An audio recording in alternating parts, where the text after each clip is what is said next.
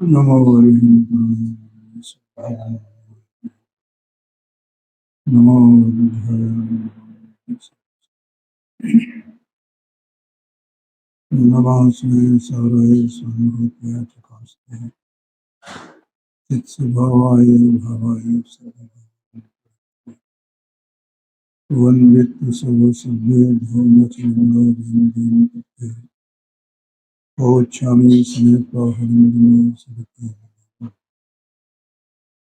परपरणति हेतो मोहनां नवनुभावा दविरत्नभाव्य व्याप्ति कलमासिताय मम परमविशोद्धेशोदचिन्मात्रमोऽपि भवति संसारव्याप्तयेवा।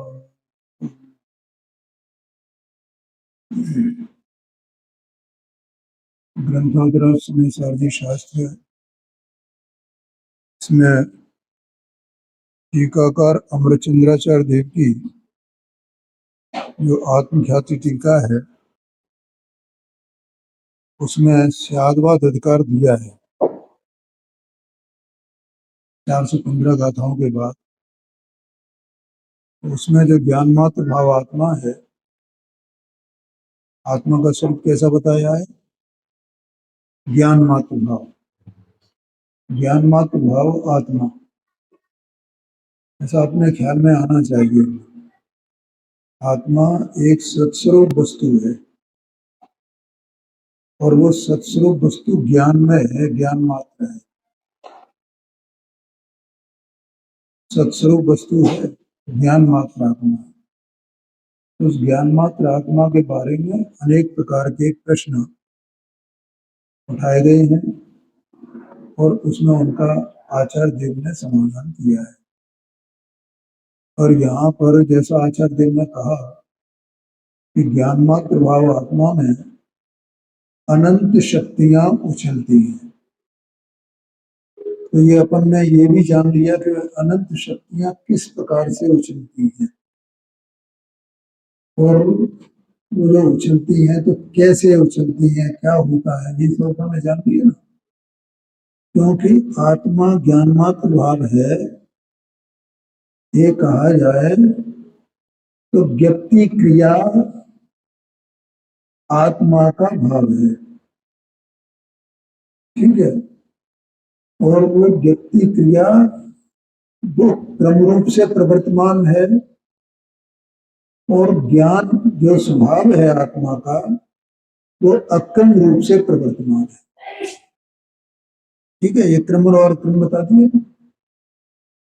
तो उस व्यक्ति क्रिया में एक एक समय की जो व्यक्ति क्रिया है, उस व्यक्ति क्रिया में अनंत शक्तियां शामिल हैं।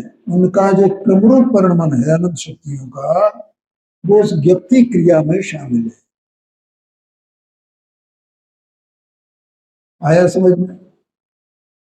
इसलिए आत्मा को ज्ञान मात्र भाव कहा गया है, क्योंकि व्यक्ति क्रिया ही उसका वेदन करती है, जानती है कि मैं अनंत शक्ति संपन्न हूं। अब जो आचार्य देव ने अनंत शक्तियों में से 47 शक्तियों के यहाँ नाम दिए हैं, तो उसमें से पहली शक्ति कौन सी है, ये सब लोग याद करना भैया इसको है। इसमें से पढ़ करके उनके नाम याद करना और उनकी परिभाषाएं भी याद करना है, इसमें दी है सब। जैसे वो जीवत्व शक्ति अपन ने पढ़ा था ना, आत्म द्रव्य हेतु भूत चैतन्य भाव धारण लक्षणा जीवत्व शक्ति, ये उसकी परिभाषा है। तो परिभाषा भी याद करना साथ। अब यहाँ दूसरी शक्ति है चित शक्ति है, तो उसको कहते हैं अजड़त्वात्मिका चित शक्ति।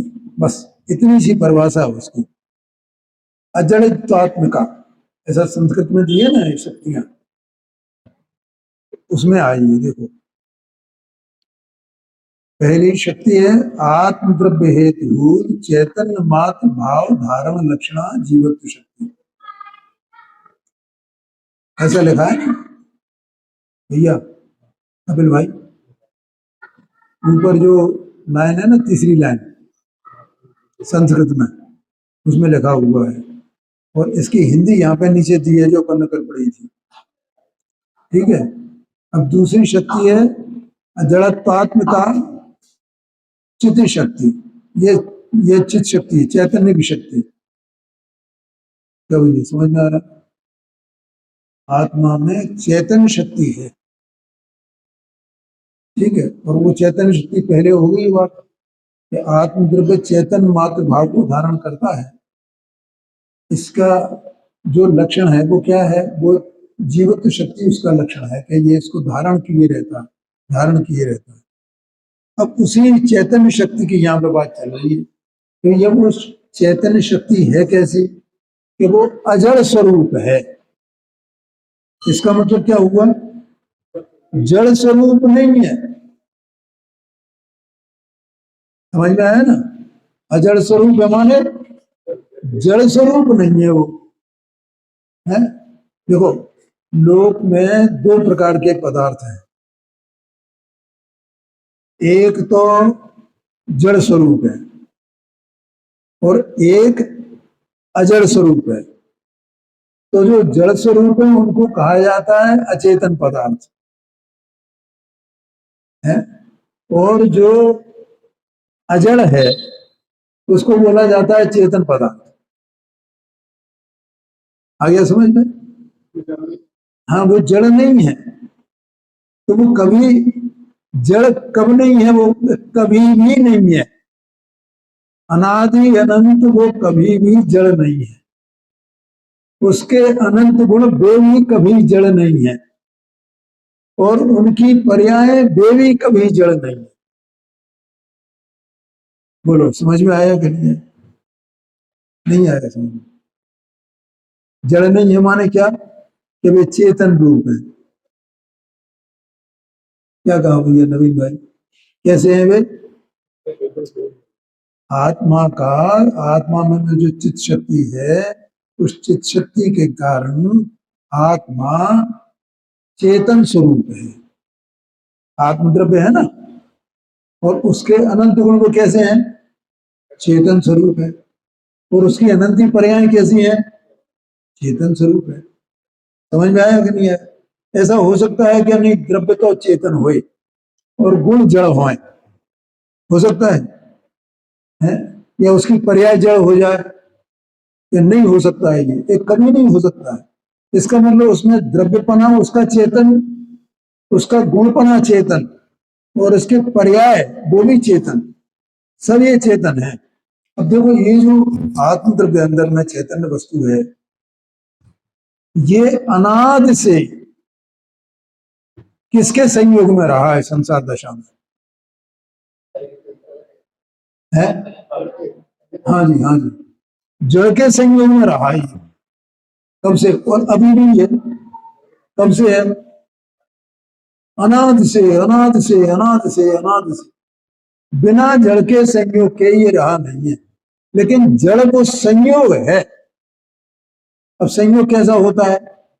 संयोग हो वियोग हो जाए, संयोग है वियोग हो जाए, संयोग है वियोग हो जाए, एक बार। इसका मतलब आत्मा का जो चेतनपना है उसका वियोग होता है क्या? उसका वियोग आज तक नहीं हुआ। इसका मतलब जो ये जो पदार्थ हैं, देह मन वाणी ज्ञानावरणादि आठ कर्म, ये भले ही जीव के संयोग में होए, लेकिन वो जीव का जो स्वभाव है चेतनता, उसको ये प्रभावित नहीं कर पाए हैं, उसके द्रव्यपने को प्रभावित करना माने उसको अपने जैसा बनाने में नहीं। बाहर में लोक में अपन ऐसा करते हैं, देखो जो जिसकी संगति करेगा वो वैसा हो जाता है। और इसमें उपदेश भी दिया जाता है ऐसा आगम में है। वो आचार्य देव ने 4 नंबर की गाथा की टीका में लिखा है कि इस जीव ने अनाद से ज्ञानियों की संगति नहीं की है, ये लिखा है। तो ज्ञानियों की संगति करे तो क्या हो जाए? ज्ञानी हो जाए। आया कि नहीं आया? तो ऐसे ये आत्मा, इसको इसका इसका संयोग रहा है, इसका संबंध रहा है, संगति रही है। तो संगति रहने पर भी ये आत्मा, जैसे वो ज्ञानी का संयोग मिले, ज्ञानी की संगति करे तो ज्ञानी हो जाए, वैसे ये आत्मा जड़ के संयोग से कहीं जड़ हो सकता है? ये आशय है कि जड़ के संयोग से आज तक जड़ हुआ नहीं। अच्छा ठीक है, जड़ नहीं हुआ तो जड़ का कुछ तो इसमें आ गया होगा, इसके द्रव्य में आ गया है, इसमें इसके गुण में आ गया, इसके परिणमन में आ गया, कुछ तो आ गया। तो कुछ भी नहीं आया है, ये तो निरंतर चैतन्य चैतन्य चैतन्य ऐसा ही रहा है। ये किसकी शक्ति है? ये चेतन की ऐसी शक्ति है, आत्मा की ये चेतन शक्ति ऐसी ही है कि वो जड़ हो ही नहीं सकती है। जड़ का संयोग रहे तो भी जड़ हो नहीं सकती। और ये कब तक रहेगा? वो संयोग जब तक जीव मोक्ष प्राप्त नहीं कर ले, मुक्ति प्राप्त नहीं कर ले, सिद्ध अवस्था को प्राप्त नहीं कर ले, तब तक ये संयोग रहेगा ना। तो ये अब मुझे क्या करना है भाई? ये मैं जो आत्मा, तो मुझे इसमें कुछ करना है, जड़ का संयोग दूर करना है ना मुझे कुछ, कि मुझे उसमें भी कुछ नहीं करना है। तो फिर क्या कि मुझे तो अपनी शक्ति संभालनी है। क्या करना है मुक्ति के लिए? अपनी शक्ति संभालनी है। शक्ति संभालने का मतलब क्या होता है कि मैं चैतन्य स्वभावी हूं, ऐसे अपने चैतन्य स्वभाव की दृष्टि करनी। क्या कहा? क्या करना है? अपना जो चैतन्य स्वभाव, और वो चैतन्य स्वभाव कैसा है कि बिल्कुल उसमें कुछ भी अन्य द्रव्य से, अन्य भाव से, अन्य द्रव्य के गुण से कुछ भी उसमें होता नहीं, वो ज्यों का त्यों कायम रहता। देखो, ये आत्मा अनाद से है ना, और अनाद से अज्ञान दशा में रहा। तो अज्ञान दशा होने पर भी उसको अज्ञान दशा कहा जाता है। अज्ञान दशा का मतलब क्या होता है? अज्ञान माने क्या? कि अपने स्वरूप का अजानपना, इसका नाम अज्ञान। क्या कहा? अपने स्वरूप का अजानपना, इसका नाम अज्ञान है, बस और कुछ नहीं। क्या है? आत्मा स्वयं ज्ञान स्वरूप है ना। तो जो ज्ञान स्वरूप आत्मा है, तो अपने ज्ञान में अपने को नहीं जाने, यही तो अज्ञान हुआ ना। है जैसे एक कैसा हो रहा है, जैसे दीपक का प्रकाश और दीपक को ही प्रकाशित न करे, ऐसा हो रहा है। दीपक का प्रकाश दीपक को प्रकाशित न करे। तो भैया आचार्य देव के कहते हैं कि दीपक का प्रकाश दीपक को प्रकाशित न करे, ऐसा कभी तीन काल में हो नहीं सकता। लेकिन दीपक का प्रकाश दीपक को प्रकाशित कर रहा है ना, ऐसे तेरा ज्ञान तेरे स्वरूप को नहीं जान रहा है। तूने किसको जाना है? बाहर में अन्य पदार्थों को जाना है। तुझे तो अपने स्वरूप को जानना है। तो जहां अपना स्वरूप देखा जाना, तो अज्ञान दूर हुआ कि नहीं हुआ? हो गया है। अज्ञान छूट गया वो। और अज्ञान छूट गया इसका मतलब इस जीव ने अपनी शक्ति को संभाल लिया। और कुछ नहीं करना है, जड़ में कुछ करना है, देह मन वाणी में कुछ करना है, राग में कुछ करना है, किसी में कुछ नहीं करना है। उनके द्रव्य गुण पर्याय में कुछ करना है, कुछ नहीं करना है। ये तो जानने वाला है, तो इसे जानना मात्र है बस। ये मैं हूं और ये मैं नहीं हूं। बोलो क्या करना है? भैया जरा इसका प्लग लगा देना उनको। आया समझ में? और उसको स्विच ऑन कर देना जरा। तो ऐसा है, ऐसे अपनी शक्ति को संभालना है। तो मैं चेतना स्वभावमयी हूं, ऐसा देखना है, ऐसे जानना। तो अपनी शक्ति समझ गई। ये जो शक्तियां बताई किस लिए बताई? हम अपने को अभी तक क्या समझ रहे हैं? अपनी शक्ति को भूल करके हम अपनी शक्ति किसको मान रहे हैं? बोलो ओम प्रकाश से, किसको मान रहे हैं? जड़ को मान रहे हैं। ये है अजड़ स्वरूप, और ये जड़ की शक्ति को अपनी शक्ति मान रहा है। कैसे मान रहा है पता है? मैं पूछता हूं आपसे कि ये शरीर जड़ है कि चेतन है? जड़ है। तो हम अब शरीर की शक्ति को ही अपनी शक्ति मान रहे हैं ना? है? बोलो। मैं इतने बल वाला हूं, मेरा इतना वजन है, मेरी इतनी आयु है, इसका मतलब क्या हुआ? माना ना उसमें, ये सब जड़ की शक्ति है ना। इसका वजन होना, इसका बल होना है, ये सब किसकी शक्ति है? जड़ की शक्ति है। ये आत्मा की शक्ति नहीं है वो। कितनी सरल बात है। वाणी को अपनी शक्ति मानना, ये वाणी मेरी शक्ति है, देखो मैं कितनी जोर से बोल सकता हूँ, कितना बढ़िया बोल सकता हूँ, है मैं कैसा समझा सकता हूँ, ये अपनी वाणी के द्वारा। ये वाणी को अपनी शक्ति मान रहा है। आया कि नहीं आया? और मैं बोलूं या मैं मौन रहूं, मौन रहना भी वाणी की शक्ति मानना है। मैं वाणी को रोक सकता हूं ना, मैं मौन हूं, ऐसी शक्ति मानना। मौन को अपनी शक्ति मानना, वाणी को अपनी शक्ति मानना, ये जड़ की शक्ति है। मौन कौन होता है? आत्मा होता है मौन, है? ये तो जो वाणी है वो रुक जाती है, उसका नाम मौन है। आत्मा तो ज्ञान स्वरूप है, न वो वाणी स्वरूप है, वचन स्वरूप है, न वो मौन स्वरूप है, उससे रहित है वो। है जी। मैं बुद्धि वाला हूं, तो बुद्धि वाला जानो ना अपने को। जाना है क्या बुद्धि वाला कि मेरी बुद्धि कहाँ रहती है? इसे शास्त्र में रहती है बुद्धि। बोलो, या शास्त्र का ज्ञान हो जाना तो उससे बुद्धि आ गई? क्या कहा? मैंने ये शास्त्र इतने पढ़े हैं, मुझे इतनी गाथाएं याद हैं, मुझे ये तमाम बातें मालूम हैं, मुझे गुणस्थान का स्वरूप मालूम है, मुझे तीन लोक का स्वरूप मालूम है, ये सब शास्त्र मैंने पढ़े हैं। मारगणा का स्वरूप क्या है वो मुझे मालूम है। तो ये बुद्धि उनमें से आई है क्या कि मैं बुद्धि स्वरूप पहले से ही हूं?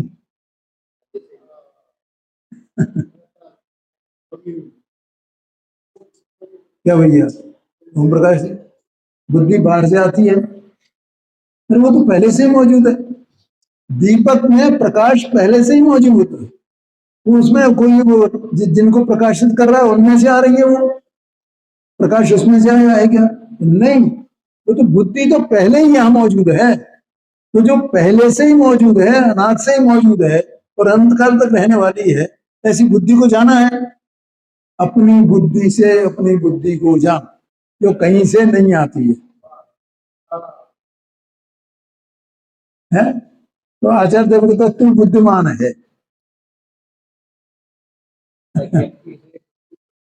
है जी।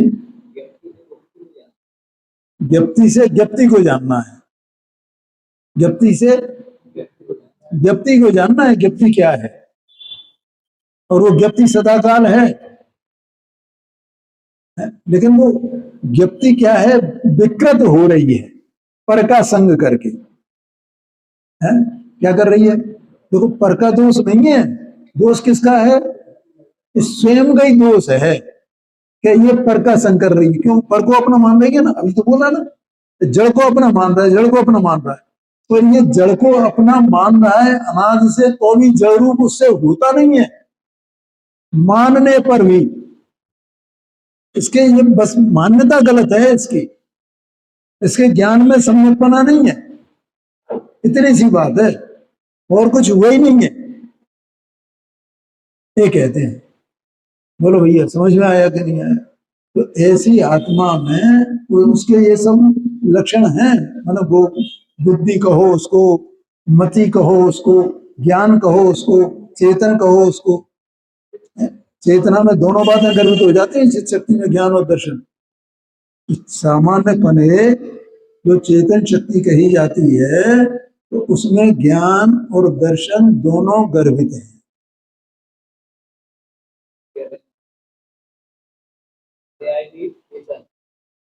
हाँ जी,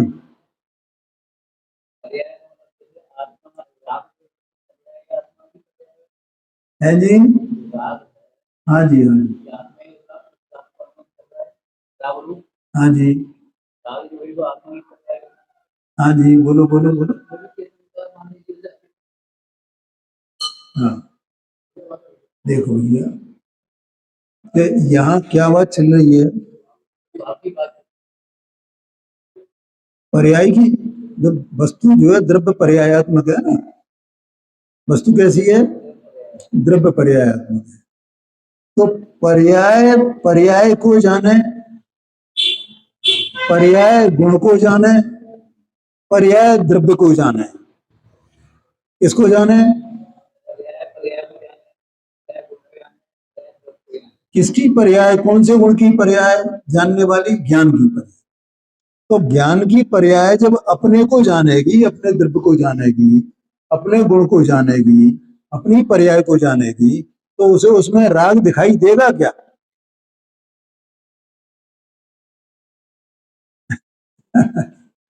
है? ये राग होता कब है? एवं जब ये स्वयं अपने स्वभाव की दृष्टि छोड़ता है तब होता है। राग कब होता भी? ये एक पॉइंट है, ये पहला पॉइंट है। दूसरा पॉइंट और बताओ, कब होता है राग?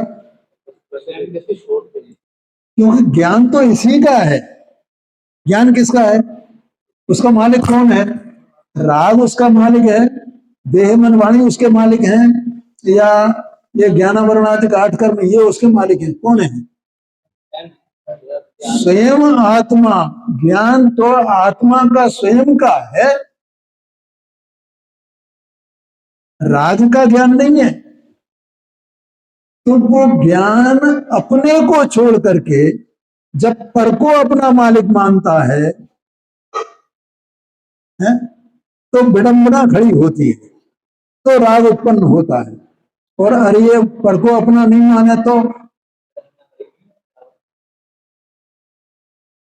बोलो भैया, समझ में आया? पर को अपना नहीं माने तो राग कहां से होएगा भैया? ये पहला पॉइंट है। अब दूसरा पॉइंट, अब जो राग होता है,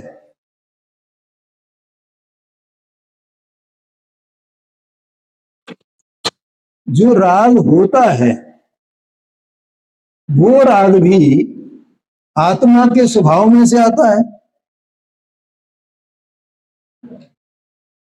अरे भैया, वो राग तो जड़ है, अचेतन है, इसलिए उसको अचेतन कहा जाता है। क्या आत्मा के स्वभाव में से नहीं आया, चेतनता में से नहीं आया? आत्मा तो चैतन्य शक्ति को धारण करने वाला है।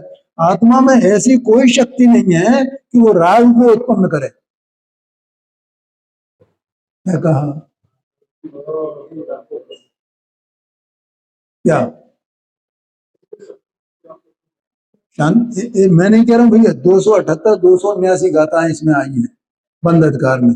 उसमें लिखा है आचार्य मनोज चंद्र स्वामी ने कि आत्मा में ऐसी कोई शक्ति नहीं है कि वो उसमें से राग आवे, ये लिखा हुआ। तो फिर शिष्य ने प्रश्न किया, तो फिर ये राग होता कैसे, उत्पन्न कैसे होता है? आया कहां से राग? तो आचार्य देव ने क्या उत्तर दिया? अज्ञान से। ज्ञान में से नहीं आता है, अज्ञान में से आता है। आया समझ में? तो आत्मा में से आता ही नहीं है। जैसे स्फटिकमणि है, तो स्फटिकमणि तो एकदम धवल है ना, अब उसमें जो है वो दाग लगाई लाल रंग की, तो लाल लाल परिणमने लगा। तो परिणमने लगा मतलब वो तो पहले से ही परिण रहा है, वो आ गया, वो दाग लगी तो वो लालिमा उसमें आ गई। तो बोलो बोलो स्फटिक मणि में से आई है लालिमा, तो कहां से आई है? उसमें से आई, और वो केवल पर्याय मात्र में है, उसमें द्रव्य में गुण में वस्तु में प्रवेश किया है, ये है ही नहीं। वो तो एक समय की अवस्था है ना, वो डाक हटाओ तो क्या होगा? अरे अगर वो द्रव्य गुण में आ जाए तो क्या होए?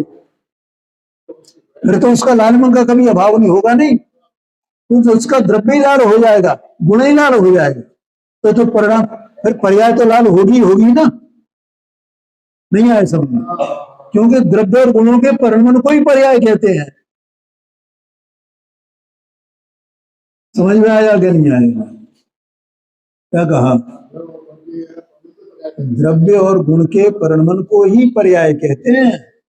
अगर वो लालिमा द्रव्य में आ जाए, गुण में आ जाए, तो फिर वो परिणमन में तो वो उसमें से ही निकलेगी, फिर डाक की जरूरत नहीं पड़ेगी भैया। इसलिए कहा जाता है कि राग एक समय की पर्याय में होता है, मिथ्यात्व तो वो एक समय की पर्याय में है, अज्ञान वो एक समय की पर्याय में है। आया कि नहीं आया? मतलब वो अनादि अनंत नहीं है, है? तो उस पर्याय में से उसका अभाव हो सकता है, क्योंकि तो पर के निमित्त से हो रहा है? दर्शन मोनी कर्म के निमित्त से हो रहा है ना, निमित्त है ना उसमें। मिथ्यात्व जो हो रहा है वो दर्शन मोनी कर्म का उसमें उदय निमित्त है। अब दर्शन मोनी कर्म का उदय का अभाव हो जाए तो इसमें राग वो मिथ्यात्व होगा ही नहीं। तो अब इसको मिथ्यात्व दूर करने के लिए अब देखना, क्या दर्शन मोहनी कर्म में भी कुछ करना है क्या? तो उसमें भी कुछ नहीं करना है।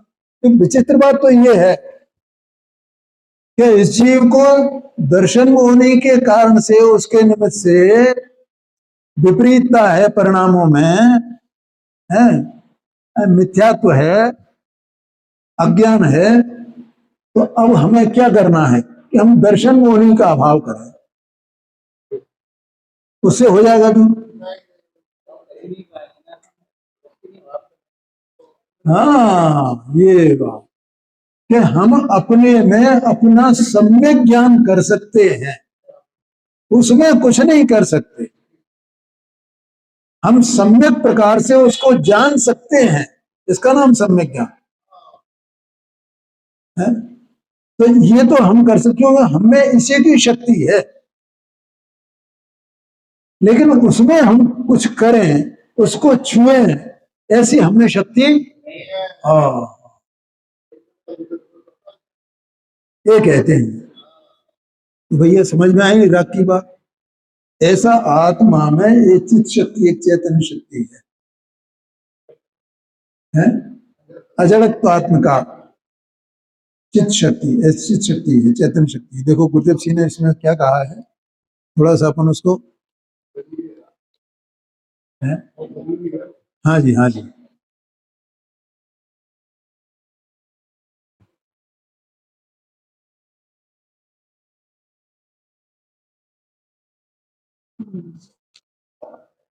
हाँ जी।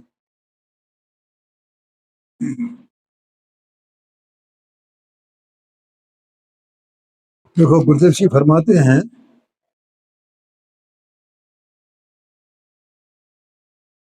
अभी अपन ने चर्चा की थी उसी तरह की बातें कुछ गुरुदेव सिंह के मुख, श्रीमुख से।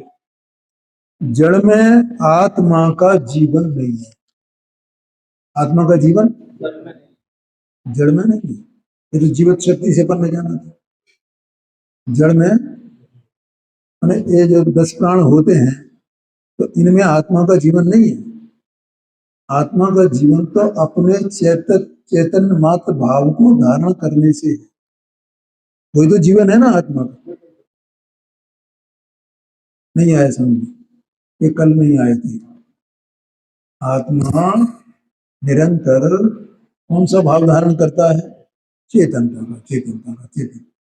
तो इसमें से अगर चेतनता का अभाव हो जाए तो आत्मा मर जाएगा ना, खत्म हो जाएगा, अभाव हो जाएगा उसका। लेकिन इसमें से चेतनता का अभाव कभी हो सकता है? यही तो आत्मा का जीवन है। तो चेतनता वो आत्मा का जीवन है, जड़ में आत्मा का जीवन नहीं है। ये कहा गुरु जी ने, एक बात। अब दूसरी बात, विकार में भी आत्मा का सच्चा जीवन नहीं है। ये विकार की बात अपन ने भी की, राग की बात। राग में भी आत्मा का जीवन नहीं है, राग भी सच्चा जीवन नहीं है आत्मा। हाँ, सच्चा क्यों बोला? देखो क्या है कि जब तक ये जीव जो ज्ञानी होता है ना, साधक होता है, तो साधक अवस्था में इसको 10वें गुण स्थान तक राग रहता है? और व्यवहार से उस राग को और राग के क्रियाकलाप जो है उनको मोक्ष मार्ग का साधक कहा जाता है, सम्यक दर्शन ज्ञान चारित्र का साधक कहा जाता है व्यवहार से। अभी मैं एक दिन विचार कर रहा था, तो वो मैं आपको बताता हूँ। देखो, एक दृष्टांत आता है, साध्य साधक भाव का मैं बताना चाहता हूँ। और यहाँ विषय यही है कि विकार आत्मा का सच्चा जीवन नहीं है। ठीक है, एक विषय है, इसके ऊपर है। देखो, जैसे सोना होता है ना, सोना, ध्यान से सुनना इस बात को। सोना होता है ना, तो सोना अपने को कहां से प्राप्त होता है? खदान से प्राप्त होता है, मूल में है। ऑस्ट्रेलिया में या दक्षिण अफ्रीका में कहा, मतलब ऐसी बहुत खदानें हैं सोने की, वहां से वो पत्थर के पत्थर निकलते हैं। तो अब उसको सोने को अलग किया जाता है और जो उसकी मलिनता है उसको अलग किया जाता है। तो भैया क्या करते होंगे मलिनता को दूर करने के लिए? कि उसे अग्नि में डाला जाता है।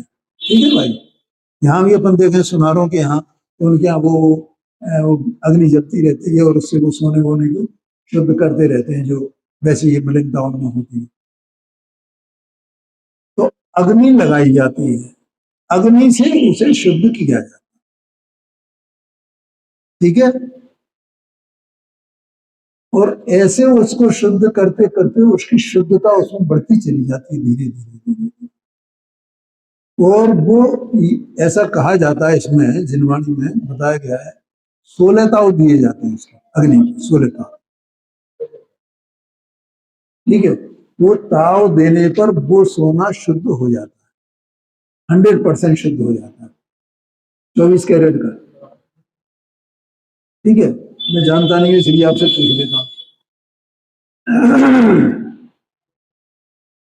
इसी प्रकार से ये जो अंदर में चैतन्य वस्तु है, ये पर के संयोग से अनाद से कैसा है? अशुद्ध हो रहा है नहीं? जो 24 कैरेट वाली शुद्धता है आत्मा की, वो सिद्ध दशा है। क्या भैया, क्या बोला? समझ में आया? सिद्ध भगवान है ना, वो 24 कैरेट वाले शुद्ध शुद्ध सोना है। अब वे शुद्ध सोना कैसे बने? तो उसमें अग्नि क्या थी? तो मैं ये बताता हूं, स्वाध्याय, अध्ययन और ध्यान, ये अग्नि है। अग्नि क्या है? स्वाध्याय, ध्यान और अध्ययन, ये अग्नि है। अगर ये अग्नि नहीं हो तो उन्हें मुझे बताओ, उस अग्नि के बिना उनकी परिणति में स्थिरता कैसे आवे और कैसे सिद्ध अवस्था को प्राप्त करें? ठीक है, अच्छा, अब जो अग्नि जलाई जाती है वहां सोने को शुद्ध करने में, तो अग्नि के भी कुछ साधन होते होंगे कि नहीं होंगे? कि जिससे वो अग्नि लगातार प्रज्वलित बनी रहे। और यहाँ भी अपन देखते हैं वो सिलेंडर रखा हुआ उसका, उसकी लेजम लगी हुई है, उसकी वो उसके जो क्या वो उसको, हाँ हाँ, तो उससे होता है। अथवा तो जैसे वो लोहार के पास वो धौंकनी होती है, ईंधन होता है, तो उसके बिना वो कैसे जले। तो ऐसे ये पंच महाव्रतादि क्या है, 6 आवश्यक क्या है, ये अचेलकपना है, ये एक बार भोजन करना, खड़े खड़े भोजन करना, कैश नोच नहीं करना, ये सब क्या है, ये वो स्वाध्याय अध्ययन और ध्यान के ये सब साधन है।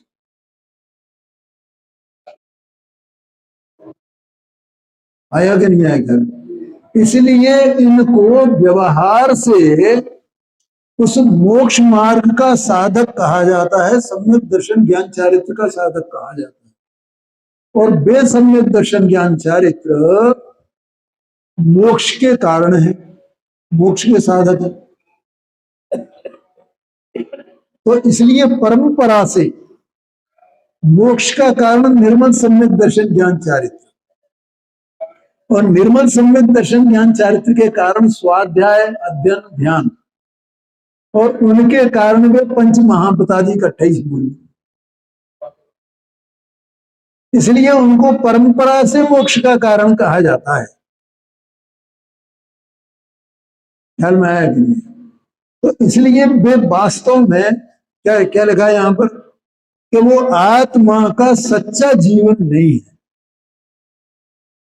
तो सच्चा जीवन क्या है, कि निर्मल सम्यक दर्शन ज्ञान चारित्र संवर निर्जरा मोक्ष, ये आत्मा का सच्चा जीवन है। और किसके आधार से है वो सच्चा जीवन, कि वो चैतन्य शक्ति के आधार से है। बोलो समझ में आया कि नहीं आया। तो वही है, है? हाँ जी, हाँ जी, हाँ जी, है? ये तो जगत को समझिए तो पकड़ के बैठ जाता है, ये है ना, ये हमारा धर्म है, ये हमारा धर्म है सब, हम ये हमने ये त्याग कर दिया, ये त्याग कर दिया, ये त्याग कर दिया, और हम धर्मात्मा हो गए, हो जाएगा।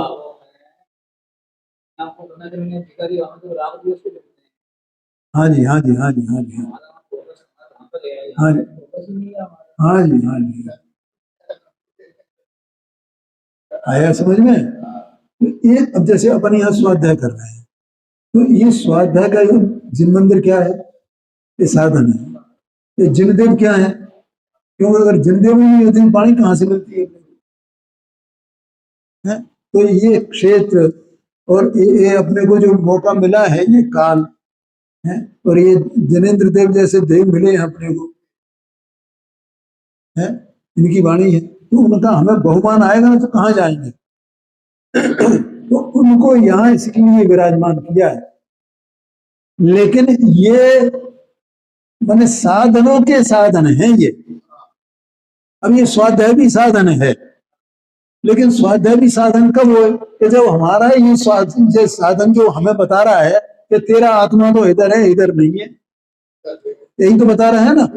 तो ये साधन हुआ, और हम इसी की तरफ देखते रहे और इसी को मानते रहे कि हमने साहब इतना पढ़ लिया, इतने ज्ञानी हो गए, इतने हमें गाथाएं याद हो गई, ऐसा हम व्याख्यान करने वाले हैं।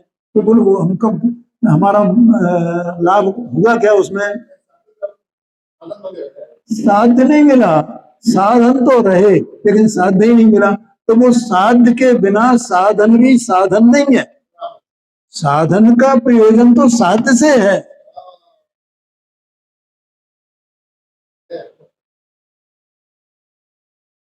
बोलो समझ में आया कि नहीं। ऐसा समझना भाई, ऐसा शांति से समझो प्रभु। अब जगत को क्या है, वो जल्दी मची हुई है, जल्दी से मैं ये कर लूं, ये कर लूं, ये कर लूं, और उसे मैं बाहर से भी धर्मात्मा दिखने लगूं, और अंदर से भी मुझे पुण्य की प्राप्ति हो जाए, और मैं बस कोई वो हो गया काम बस। भैया वो पुण्य की प्राप्ति भी उसकी कल्पनाएं करने से नहीं होता है, होती नहीं है पुण्य की प्राप्ति, वो अपने वश में ही नहीं है। क्या कहा? पुण्य की प्राप्ति होना अपने वश में नहीं है। अपने वश में तो अपनी चैतन्य शक्ति है। अपना जानना देखना अपने का है, बाकी का और तो कोई अपना है ही नहीं। ये तो बात चल रही है। इसलिए गुरुदेव जी ने कहा आत्मा का विकार भी आत्मा का सच्चा जीवन नहीं है। राग में आत्मा का सच्चा जीवन नहीं है। आत्मा का जीवन तो चैतन्य में ही है। देखो ये इसमें ये बात अपनी आ गई थी। यह चित्त शक्ति आत्मा के द्रव्य में, गुण में, पर्याय में, तीनों में व्याप्त है। इसलिए आत्मा के द्रव्य, गुण, पर्याय तीनों चेतन रूप है। ये बात आ गई। अब दूसरी बात है, आत्मा की पहले जीवत्व शक्ति बतलाई, जीवत्व शक्ति चल गई, उससे आत्मा अनादि अनंत जीता है, मतलब इसका कभी अभाव नहीं होता है। यदि उस जीवत्व के साथ जीवत्व शक्ति के साथ में यह चैतन्य शक्ति नहीं हो तो आत्मा जड़ हो जाए, क्या होगा? जो कितनी जोरदार बात बताई। जीवत्व शक्ति के साथ में माने इसकी अनादि अनंत इसकी सत्ता तो बनी रहे, समझ में आया ना? इसकी सत्ता तो बनी रहे आकाश की तरह, लेकिन इसमें अगर चैतन्यता नहीं हुए तो ये जड़ हो जाएगा ना। तो फिर जड़ हो जाने से फिर इसकी क्या वैल्यू रहेगी? 6 द्रव्यों में आत्मा की सबसे ज्यादा वैल्यू है, क्यों? वो चैतन्य शक्ति को धारण करता है, वही अपने को जानता है और वही 6 द्रव्यों को जानता है। अगर ये जानने वाला तत्व, देखने वाला तत्व यही नहीं होगा तो इनकी कीमत भी कौन करेगा? है? अपने को जो हीरे जवाहरातों की कीमत आती है लोग में, ऐसा नहीं आती। तो ये कीमत किसकी है भैया? उनकी कोई कीमत नहीं है। अगर अपने को उसका ज्ञान नहीं होए तो उसकी क्या कीमत है? ज्ञान से कीमत है उसकी। ज्ञान नहीं जाना ना उसकी कीमत को, तो ज्ञान की जो जानने वाला है उससे ज्यादा कीमत है तो उसकी कीमत है। ये बात है। तो आत्मा जड़ हो जाए, चित्त शक्ति के द्वारा ही आत्मा का जीवत्व ज्ञात होता है। आत्मा में जीवत्व शक्ति के जानेगा कौन? अगर चैतन्य शक्ति नहीं होगी तो उसको कौन जानेगा, कौन अनुभव करेगा उसका? है तो देखो चित्त चैतन्य शक्ति कितनी मुख्य है। ये है तो इसने जाना कि मुझमें जीवत्व शक्ति है, और यही नहीं होगी तो कौन जानेगा? आत्मा चित्त शक्ति के कारण सदैव जागृत स्वरूप है, सदैव जागृत स्वरूप है। चैतन्य शक्ति है ना, तो हमेशा है ना जागृत स्वरूप, ऐसा है। आगे की चीजें अपन करते हैं।